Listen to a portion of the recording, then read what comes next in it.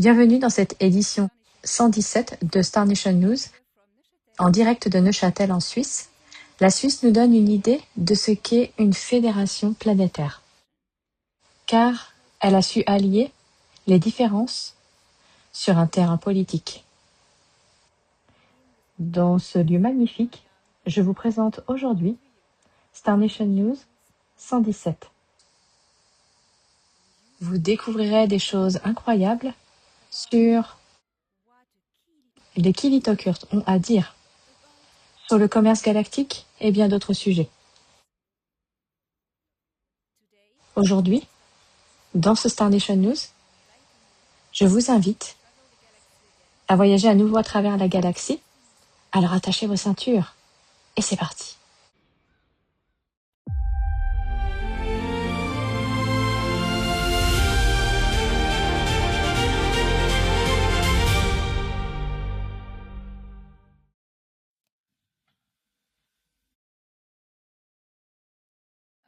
Je vais commencer aujourd'hui à partager avec vous mes rencontres et mes échanges avec les Kilitokurt. Cela a été un véritable défi, car je souhaitais depuis des années rencontrer en personne un Kilitokurt, et cela m'a propulsé dans la découverte de toute une culture. Cette aventure m'a emmené plus loin que je ne l'avais jamais imaginé. Mon but, mon intention, était de poser des questions cruciales sur ce qui s'était passé dans notre système stellaire pendant l'occupation. Quel était le rôle des personnes impliquées? Et j'étais vraiment intriguée par le fait qu'ils aiment et protègent leurs enfants, mais qu'ils vendent pourtant les enfants d'autres espèces à des espèces prédatrices, comme les reptiliens par exemple. Donc, rares sont les espèces qui m'ont autant fascinée. Malgré leur réputation sulfureuse et leur implication avérée dans des accords clandestins avec des factions hostiles au sein des gouvernements et des forces armées terrestres, ainsi que leur appartenance à la célèbre Alliance des Six. Je me suis sentie poussée par une intense curiosité de mieux comprendre leur civilisation, de leur propre point de vue. Les Kilitokurt, ils se sont toujours distingués, n'est-ce pas, des autres puissances galactiques connues, farouchement indépendants par nature. Ils n'ont jamais cherché à s'intégrer à la communauté interstellaire au sens large. Plutôt que de s'identifier comme membres d'un quelconque ordre collectif, ils se définissent fièrement comme des commerçants galactiques souverains, ne rendant de compte à aucune autorité autre que la leur, pas même au-delà de leurs propres lois et traditions. Ils ont systématiquement refusé d'adhérer, pour ainsi dire, non seulement à la Fédération galactique des mondes, mais aussi à la Guilde galactique des marchands, refusant de soumettre leur commerce à une réglementation extérieure fondée sur l'interdiction. Leur réputation de marchands, cependant, est indissociable des aspects les plus sombres de leur économie. Les Kilitokurt sont depuis longtemps associés au commerce de marchandises prohibées, notamment des armes de pointe, des technologies réglementées, des matériels biologiques et, plus tristement célèbre encore, le trafic d'êtres sensibles, y compris des êtres humains.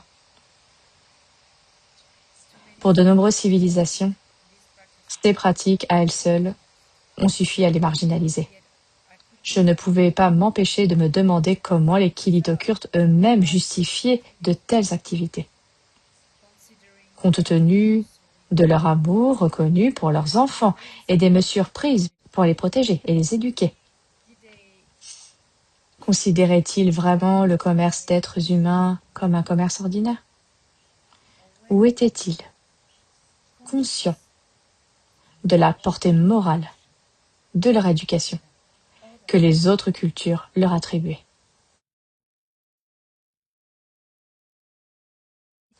C'est précisément cette question que j'espérais un jour explorer. Non pas à travers des rapports indirects ou des documents officiels, mais lors d'une conversation directe avec un représentant de leur peuple.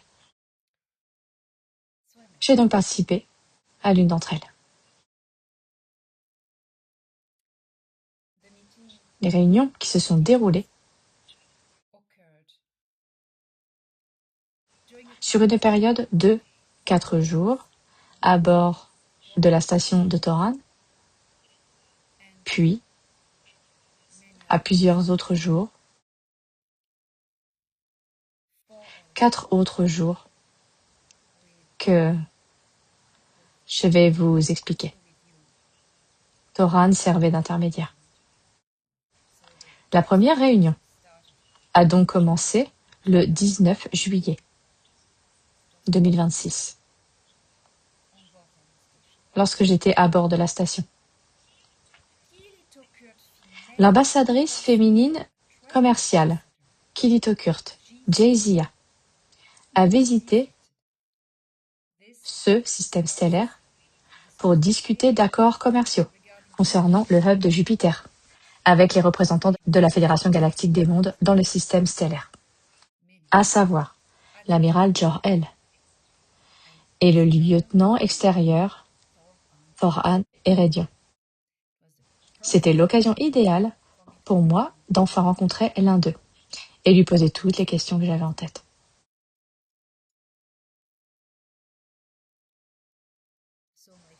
Donc ma première rencontre avec Jayzia, l'ambassadrice Kilitokurt, eut donc lieu dans un salon des quartiers officiels du haut commandement à bord de la station, facilité par Toran.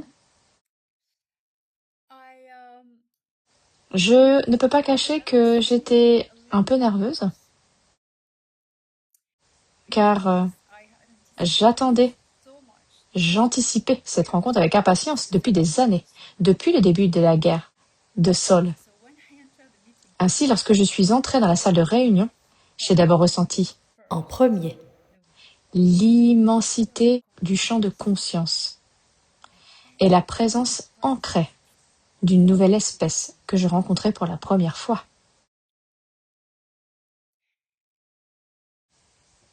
Dans de nombreuses vies. Ce fut effectivement le premier contact physique que j'ai eu avec cette espèce. Je n'ai donc jamais eu d'interaction avec une telle fréquence.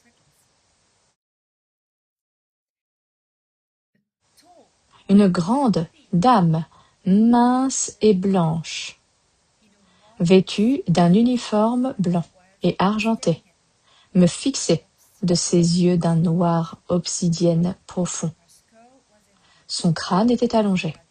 Elle avait de longs cheveux soyeux, d'un blanc crémeux, typique des Kilitokurt. Elle avait le front chauve et une peau blanchâtre vraiment bizarre. Elle n'avait pas de sourcils, mais des cils blancs.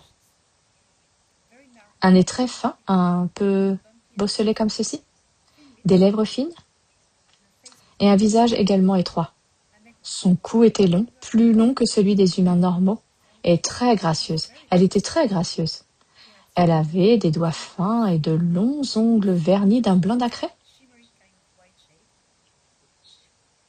Elle ne portait aucun bijou. Elle n'avait pas d'expression particulière sur le visage. Et elle m'a salué d'un léger hochement de tête, puis elle a continué à me fixer. Je peux vous dire que ses yeux noirs comme de l'obsidienne étaient très perturbants.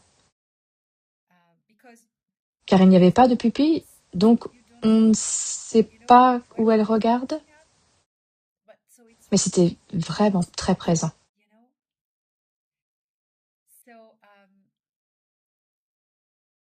Au bout d'un moment, je me suis sentie à l'aise, bien sûr. Toran, bien sûr, était dans la pièce. Il me l'a présentée, et elle aussi. Il a dit qu'elle était là pour négocier des accords commerciaux avec la Fédération concernant des accords commerciaux avec le hub de Jupiter. Il m'a donc dit cela et elle était l'une des ambassadrices nombreuses commerciales de Kilitokurt en poste au sein de leur ministère du Commerce. Je l'ai donc saluée en utilisant le salut coutumier de la Fédération Galactique des Mondes et elle a répondu par le salut de son propre peuple qui ressemblait à ceci. Elle, moi, en haut. Intéressant, je n'ai jamais vu ce salut auparavant, comme celui-ci,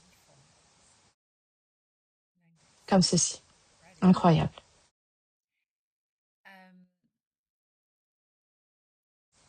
À travers la galaxie, presque toutes les espèces intelligentes ont développé une forme de salutation non verbale permettant d'exprimer un respect mutuel même en l'absence de langue commune. Pour cette réunion, l'anglais britannique a donc été choisi comme langue de communication. Toran nous a ensuite invités à nous asseoir ensemble sur un canapé incurvé entourant une petite table ronde. Enfin, le moment que j'attendais depuis tant d'années à bord du vaisseau était arrivé. Assise en face de moi se trouvait un représentant officiel du peuple Kilitokurt, prêt à répondre à toutes mes questions. Je voulais poser la question à l'un d'eux. Ce sont les civilisations les plus énigmatiques et les plus controversées. Donc, lors de ces entretiens, il y avait quelque chose que je dois préciser. Elle ne dit pas Nebu pour les gris, elle dit Do. Et j'utilise toujours le terme Nebu parce que la fédération dit Nebu, mais tandis que d'autres cultures les appellent Do. En fait, Do est un terme utilisé dans toute la galaxie pour désigner l'espèce grise, les gris. Do, Nebu, est le nom du groupe d'Orion, les Dominions. C'est différent. Les Nebu ou les gris d'Orion. Les Eban de Betelgeuse et tous leurs amis. Voilà le domaine, l'empire que les gris ont bâti à Orion. Les Nebu signifient dominion et Do désigne l'espèce, le type. Vous savez, les gris. Donc c'est quelque chose que je voulais vraiment clarifier parce que j'en avais jamais eu l'occasion. Car évidemment les Nebu, contrairement aux autres gris, ne nous ont jamais embêtés. Les gris et les Nebu. Si. Alors Voilà. Ma première question pour elle, après l'avoir saluée, ma première question fut de la remercier d'être là et d'avoir accepté de répondre à mes questions. Elle me répondit qu'elle était curieuse de me rencontrer. Oh, waouh. Vous savez, mais je dis waouh genre, oh mon Dieu. Ils me connaissent, vous savez? Bien sûr que oui. Non, parce que waouh, je n'admire pas ces gens. Je tiens à être clair avec vous. Ce sont des connards. Ils ont été des connards que des psychopathes parmi nous. D'accord? Ce sont des négociants. Mon engagement avec elle dans la conversation était donc axé sur l'étude et la curiosité. Je n'ai aucune intention de me lier d'amitié avec ces gens, d'accord? C'est donc juste pour l'information. Je tiens à ce que ce soit bien clair. Je n'ai aucune sympathie pour ces gens. Aucune sympathie pour eux. Voyez ce qui s'est passé. La première question que je lui ai posée était que j'étais très intriguée par leur culture depuis longtemps. Je lui ai dit, et je vais maintenant relire mes notes que j'ai prises pendant ces conversations, grâce à la rediffusion, avec mon implant. Alors, je lui ai dit, vous n'êtes fidèle à aucune organisation et votre civilisation se distingue par son esprit d'indépendance unique sur la scène galactique. Cependant, vous étiez membre de l'Alliance des Six. J'ai dit, commençons par ceci. Parlez-moi davantage de votre esprit d'indépendance et des raisons qui vous ont poussé à rejoindre l'Alliance Nebu. Dans cette question, je lui ai demandé pourquoi ils avaient rejoint l'Alliance Nebu, alors qu'ils sont connus pour leur esprit indépendant, les Kilitokurt. C'est très intéressant, elle m'a proposé cela. Elle ne parle pas de l'Alliance des Six, elle dit l'Alliance 6. C'est une traduction, vous savez, une traduction linguistique. Dans leur langue, ils ont certainement placé les mots dans un ordre différent. Alors écoutez ça, je vais maintenant lire sa réponse. Elle a répondu cela. L'Alliance 6 était un conglomérat de 6 civilisations indépendantes. Nebu, Kilitokurt, Solipsirai, Sikar, Sorok et Maitra, nous le savons.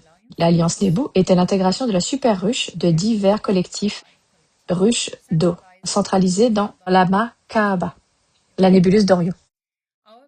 Notre participation à l'Alliance des Six était fondée uniquement sur des intérêts commerciaux. Les Kilitokurt n'ont jamais renoncé à leur souveraineté, pas plus que les 5 autres membres.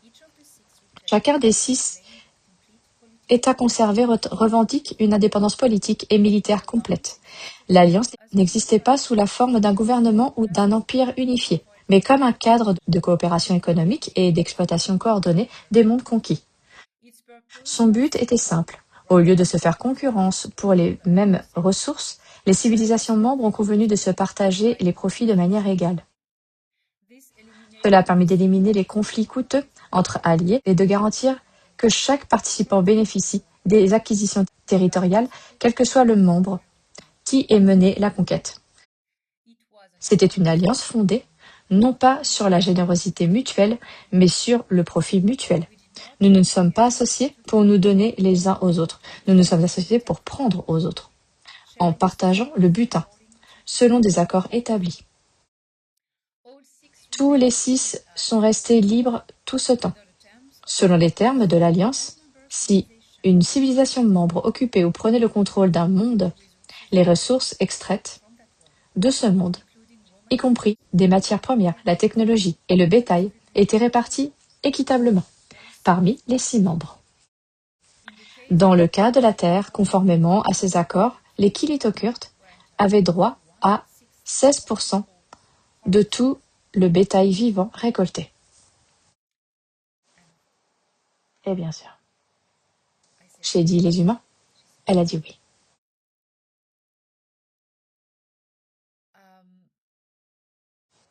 Maintenant, avant de poursuivre ce compte-rendu de conversation, je dois émettre un avertissement concernant le contenu potentiellement sensible de certains éléments. Il y a des choses que nous savons déjà. Oui, les Kilitokurt étaient le trafic de personnes enlevées, vendues à d'autres. Ce sont des commerçants, ils sont illégaux. Ils s'appellent le commerce du bétail. Et pour nous, une chose horrible. Et ça l'est. Et la Fédération considère que c'est une chose horrible. Ils ne veulent donc jamais avoir quoi que ce soit avec les Kilitokurt à faire. Cependant, la Fédération a tenté de les inclure afin d'exercer un contrôle sur eux et les a forcés à mettre fin à la traite des esclaves. Mais ils ont échoué jusqu'à ce jour.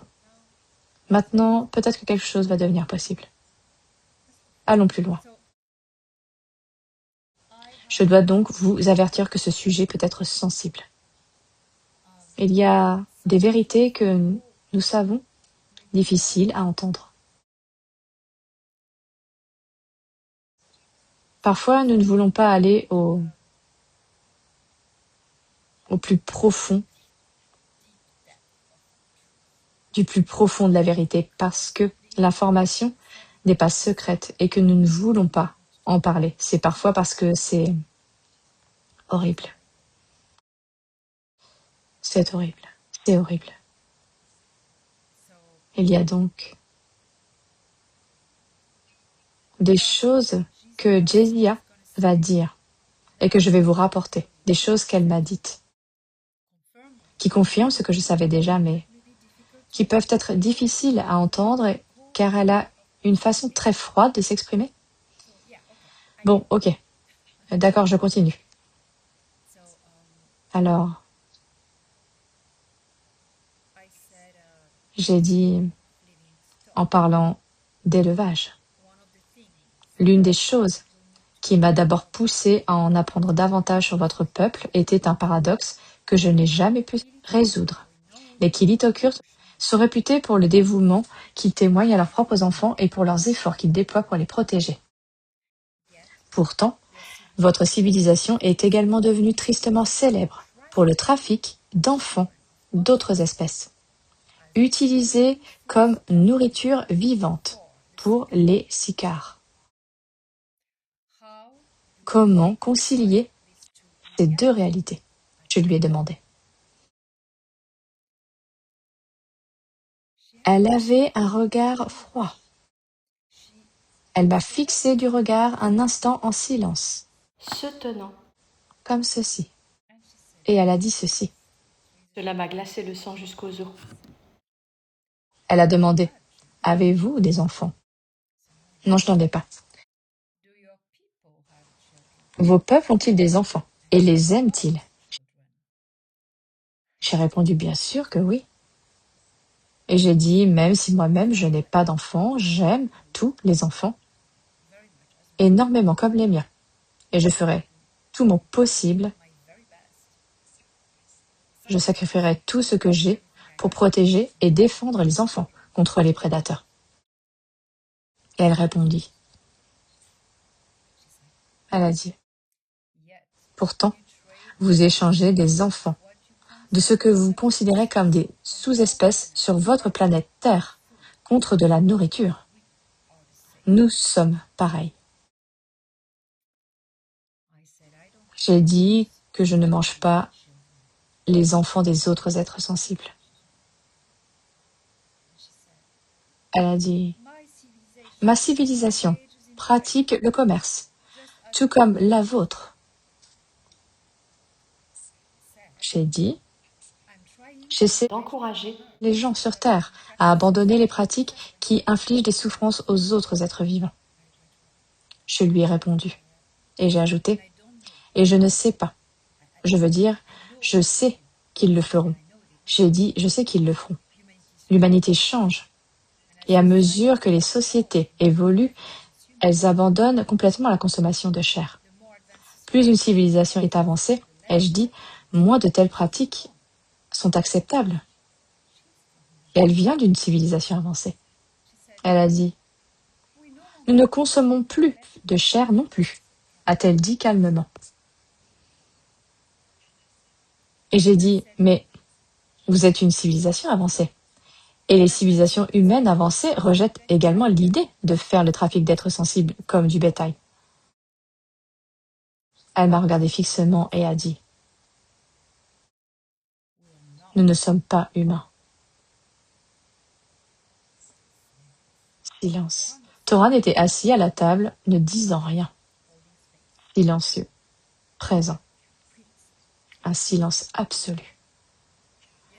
Vous savez, l'air était un peu froid et électrique. La tension monte et monte et montait. Puis Toran s'éclaircit la gorge et il dit... Non, il vient juste de s'éclaircir sa gorge avant qu'il ne parle. Il dit, j'ai dit oui, mais je ne comprends toujours pas. Donc par conséquence, les humains sont pour vous comme une sous-espèce, ai-je dit. Et elle a dit, oui, mais nous ne faisons pas le commerce que des humains. Et Toran a dit, d'accord. Pendant un moment, il a mis les coudes sur la table comme ça. Il haussa les sourcils et dit, c'est avant tout une question de perspective. Chacun d'entre vous aborde ces questions selon un cadre moral et culturel fondamentalement différent. Oui, d'accord. Il essayait de détourner l'attention. Mais il y avait une question à laquelle je ne pouvais pas laisser sans réponse. Je lui ai posé la question. Et je vous préviens. Avertissement, contenu sensible. Je lui ai demandé. Quelle part du bétail vivant était prélevée sur Terre? Eh bien, où sont tous ces gens maintenant? Où sont-ils?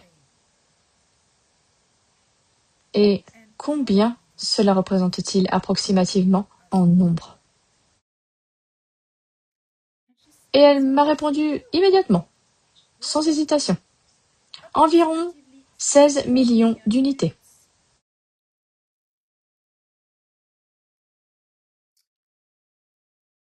16 millions de personnes. Ils ont été enlevés et vendus. 1, 6, 16 millions de personnes. Rien que sur Terre. Et vous savez, elle vient de prononcer un chiffre avec la précision détachée d'un comptable récitant un inventaire. Et non, le destin de millions de vies humaines. Où sont-ils donc? J'ai posé la question. Et elle a répondu. Vous préférez ne pas savoir. Je fis signe à Toran qui me prit la main et me murmura doucement. Elena, la guerre est terminée. Les Kilitokurt ont rejoint le bon camp et ils nous aident à retrouver les transporteurs de marchandises hybrides. Je sais, lui ai-je répondu. Je sais qu'ils essayaient de rejoindre le bon côté. Ils y adhèrent, je sais, mais vous savez, aussi difficile que cela puisse être à accepter. Et Toran a dit que tu voulais la vérité, tu l'as, de sa propre bouche. Vous savez qu'il y a une différence profonde entre lire des récits d'atrocités et les entendre reconnus par quelqu'un qui appartenait à la civilisation qui les a commises. Vous savez, on parle souvent des gris qui ont fait ceci, ou que les Kilitokurt ont fait ceci, en termes abstraits, comme de l'histoire, des témoignages ou des rapports de renseignement. Mais le fait de s'asseoir en face des représentants de Kilitokurt et d'entendre ces faits énoncés de leur propre voix leur donne un poids totalement différent. Chaque mot fut prononcé sans hésitation, sans émotion, strictement, sans excuse, sans justification. La simplicité brutale avec laquelle elle décrivait ces événements les rendait d'autant plus troublants. L'horreur ne résidait pas dans les chiffres, m'a-t-elle dit, mais dans l'absence totale de cadre émotionnel permettant aux humains de traiter instinctivement une telle souffrance. Pour elle ne faisait que relater des faits seulement. Mais pour moi, elle parlait de millions de vies humaines, individuelles, vous savez.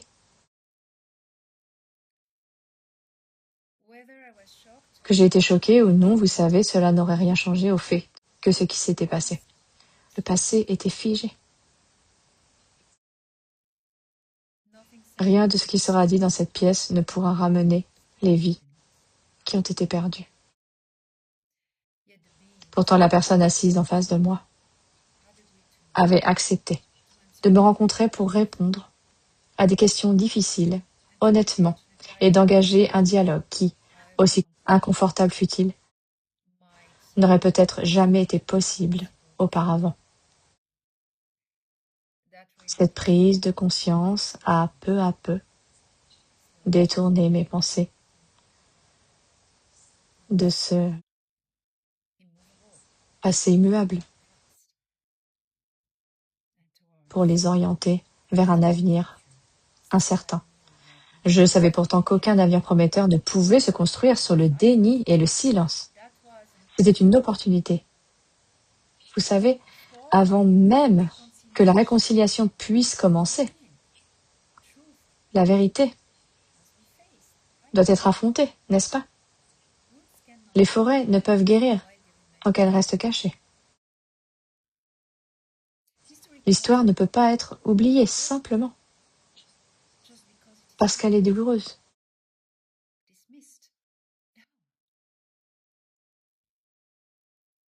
Les vies volées ne seraient jamais rendues. Aucune conversation ne pourrait effacer cette tragédie. On ne peut pas réécrire le passé. Mais on peut le reconnaître, le comprendre et en tirer des leçons. Seulement alors, ce n'est qu'alors qu'il sera possible de construire quelque chose de différent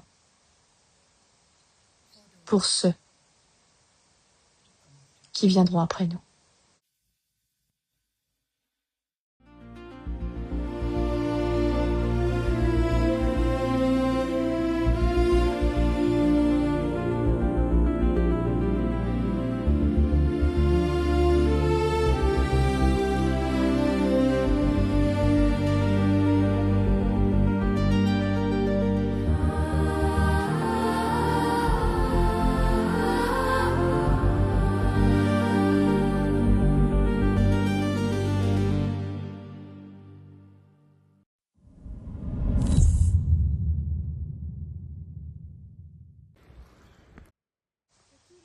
Les Kilitokurt ont été appelés les Grands Blancs.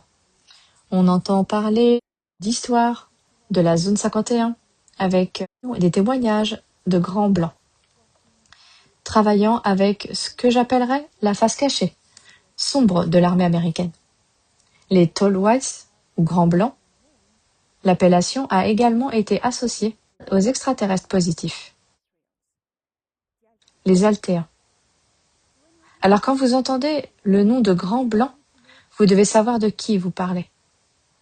S'agissait-il de personnes ressemblant à des humains ou à des personnes ressemblant à Jezia?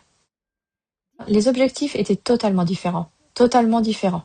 Quand on entend les histoires incroyables des Grands Blancs liés à la zone 51, c'est que ces histoires étaient les Kilitokurt. Mon ami Stephen Shoa, qui travaillait dans la zone 51, avait un lien avec eux. Il est même entré dans un vaisseau Kilitokurt. J'ai relaté tout cela dans mon livre Conversation avec un initié dans la zone 51. Conversation avec Stephen Shoa. Les Grands Blancs étaient ceux qui établiront le premier contact avec les humains. Je parle ici évidemment des Altéens, car bien sûr, les Kilitokurt ne vont plus entrer en contact avec les humains. J'ai envie de dire plus jamais, tant qu'ils n'auront pas changé leur pratique commerciale.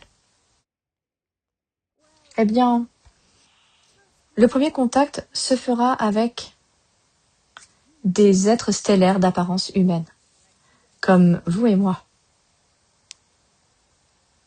Blonds, de préférence, car c'est leur génétique, de type nordique, comme les Alpha Centauriens, et aussi les Pléiadiens, comme Thoran. Ce seraient en premier lieu les personnes qui ressemblent à des humains, et qui ne sont pas très effrayants pour qui que ce soit, vous savez. Ce premier contact civil aura lieu lorsque la Terre commencera à s'unir dans la paix. C'est pourquoi l'État profond cherche à créer tous ces jeux de division, vous savez. L'engouement du premier contact a été immense. Immense. Il ne faut pas en faire tout un plat, au point que cela devienne une excuse pour s'échapper. Une raison d'arrêter ce que vous faites et d'espérer, dans un premier temps, que des gens viendront vous sauver. Tuez vos dictateurs. Arrêtez vos prédateurs. Ils ne vont pas le faire. Parce que les habitants de la Terre allaient le faire, les habitants de la Terre vont s'occuper des problèmes humains sur Terre. Car les êtres des étoiles ne leur voleront pas leur victoire au peuple de la Terre. Cette planète a tout le potentiel pour devenir une civilisation galactique. Ce n'est même pas encore une civilisation planétaire. Les jeux de division sont très, très intelligents. Si vous souhaitez progresser en tant que civilisation planétaire et civilisation galactique, lorsque nous rejoindrons la Fédération galactique des mondes, eh bien, l'Alliance unie de Nataru, c'est à cela que vous appartenez en rejoignant la Fédération galactique des mondes. Vous devenez membre de l'Alliance unie de Nataru.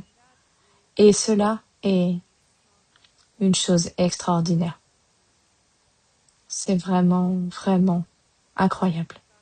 Faire partie de cette grande communauté.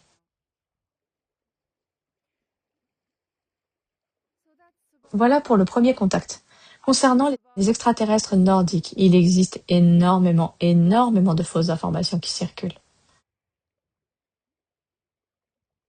Il y a tant à dire sur cela, sur les extraterrestres nordiques. Il y a des gens bien de la Fédération qui respectent la directive première et qui ne contactent pas les personnes, qui respectent le libre arbitre. Et puis, il y a ces faux hybrides nordiques créés par l'armée et retrouvés dans les tunnels souterrains. Et ces faux hybrides prétendent être de bonnes personnes. Ils collaborent avec les branches les plus obscures de l'armée. Et ils ne révèlent jamais leur nom, car ils n'ont pas de planète d'origine. Ils ont été fabriqués sur Terre. Ils se font tout simplement appeler les Nordiques.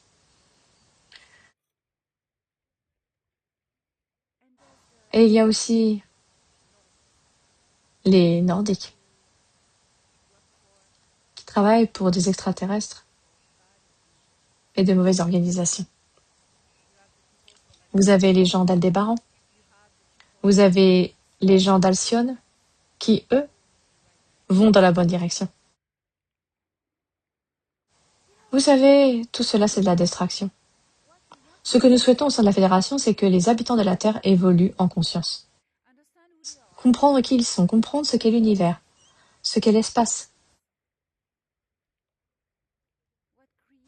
ce qu'est le Créateur. Vous, votre potentiel, et alors, vous serez prêt.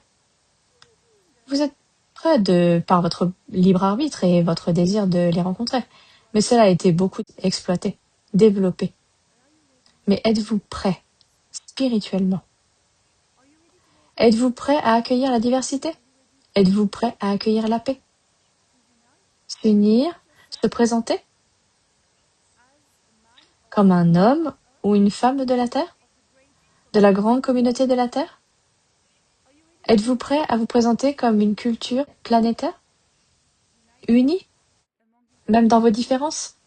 Car si vous ne l'êtes pas, vous ne serez pas prêt à rejoindre la grande communauté de la galaxie.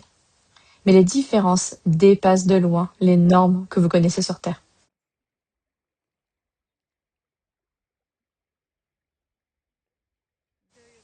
La grande communauté galactique. Les Ugans, l'Alliance galactique unie de Nataru, ne travaillent pas dans une pensée commune. Je vais dire une pensée commune pour le bien supérieur de la galaxie, mais bien sûr, mais pas dans une uniformité de pensée. Ils travaillent dans le même but. Justice, équilibre et paix. Et c'est de cela qu'il s'agit. Travailler dans un but commun. Si vous ne commencez pas à le faire sur Terre, vous ne serez pas prêt à faire la même chose d'une échelle galactique. Mais ce moment approche, je peux vous le dire.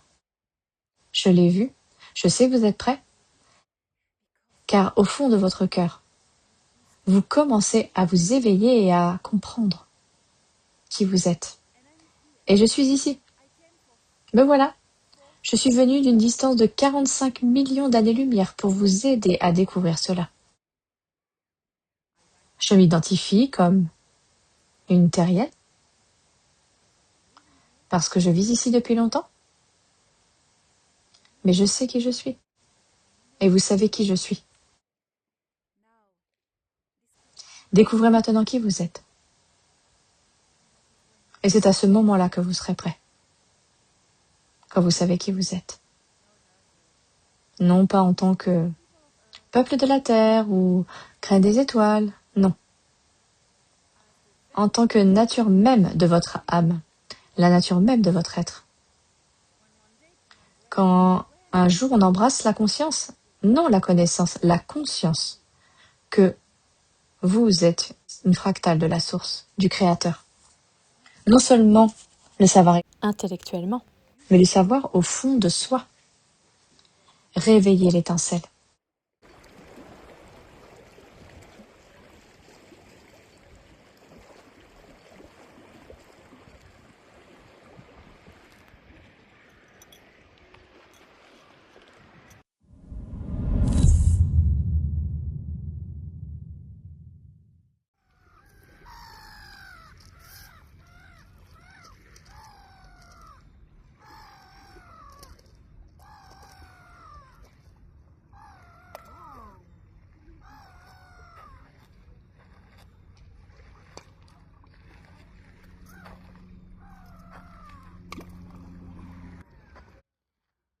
L'espoir, c'est l'unité.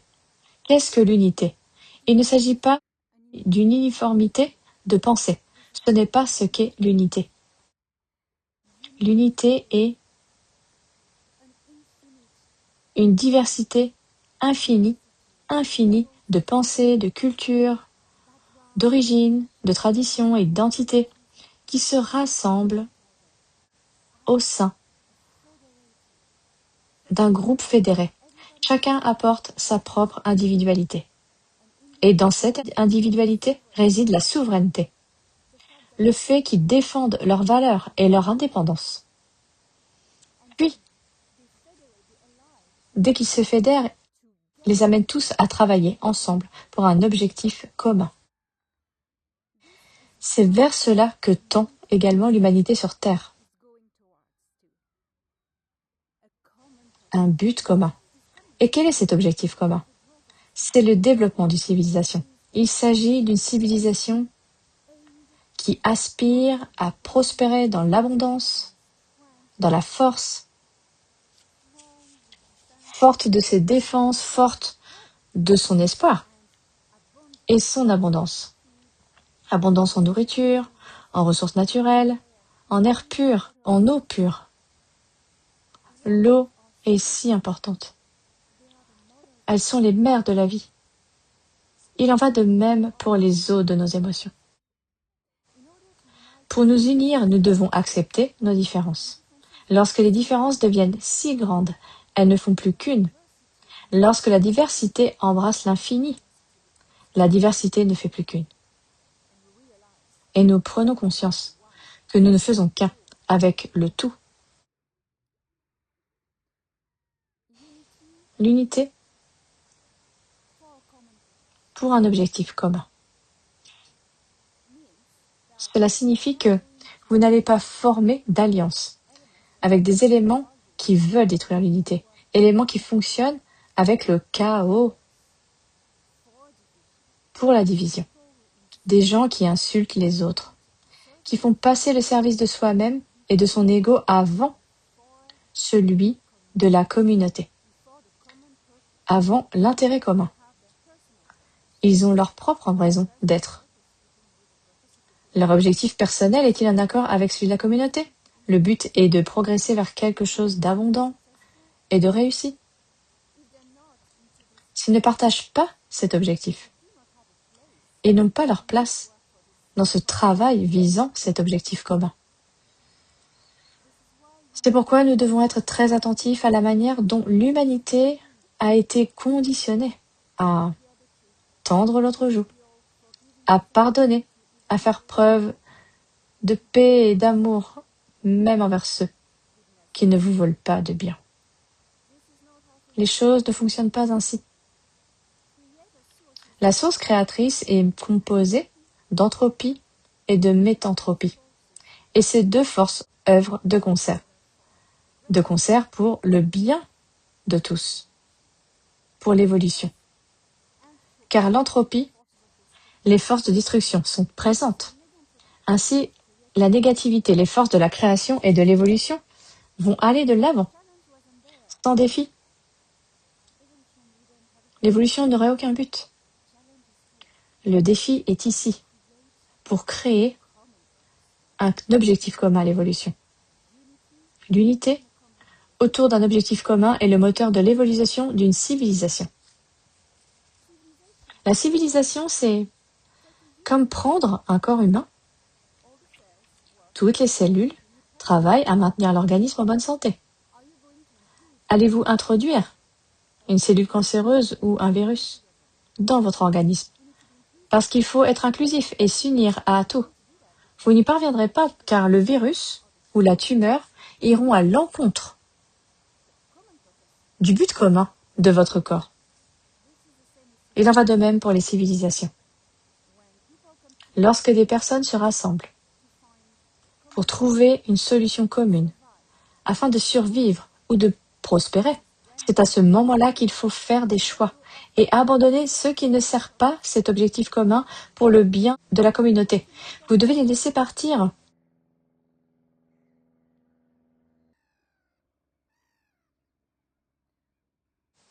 L'espoir réside dans ce but constructif commun. Et c'est en nous unissant autour de ce but commun que nous devenons plus forts, nous gagnons confiance dans nos projets personnels parce que nous les conservons. Nous préservons également notre individualité, notre vie, notre raison d'être personnelle. Mais les actions que nous voulons entreprendre sont pour le bien commun. Et c'est là que nous devenons puissants, lorsque nous travaillons ensemble. C'est l'unité dont je parle, travailler ensemble. Ou alors nous pouvons faire ceci. Et l'État profond était au courant de ceci.